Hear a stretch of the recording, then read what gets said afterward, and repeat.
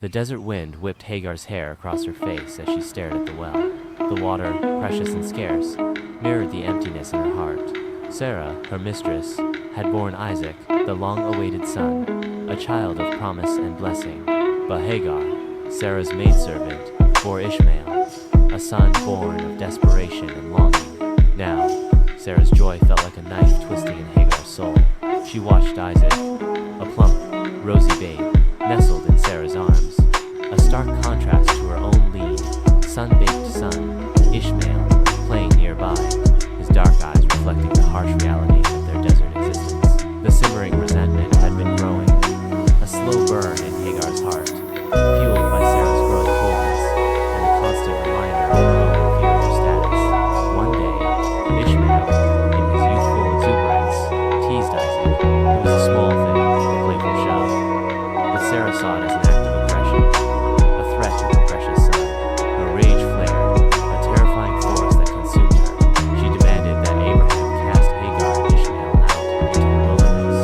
Abraham, though pained, obeyed his wife. The weight of the decision, the silent tears in his eyes, did little to ease Hagar's despair. The journey began at dawn.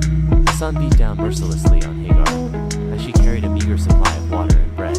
Ishmael, small and frail, whimpered beside her, his cries echoing in the vast emptiness. Hagar's strength waned, the water nearly gone, the desert seemingly endless. She laid Ishmael under a bush, his tiny body trembling, and collapsed beside him, whispering a desperate prayer to the God of Abraham. In her despair, she felt a profound sense of abandonment, betrayal not only by Sarah and Abraham, but by God himself. Then, she heard a voice, a gentle whisper, a promise of solace.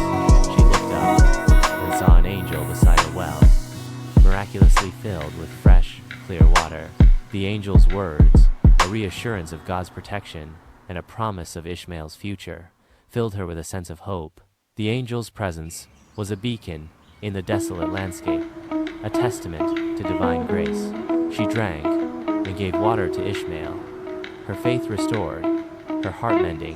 The desert, though still harsh, no longer seemed so devoid of hope. The journey continued, but the fear and despair were replaced by a quiet strength.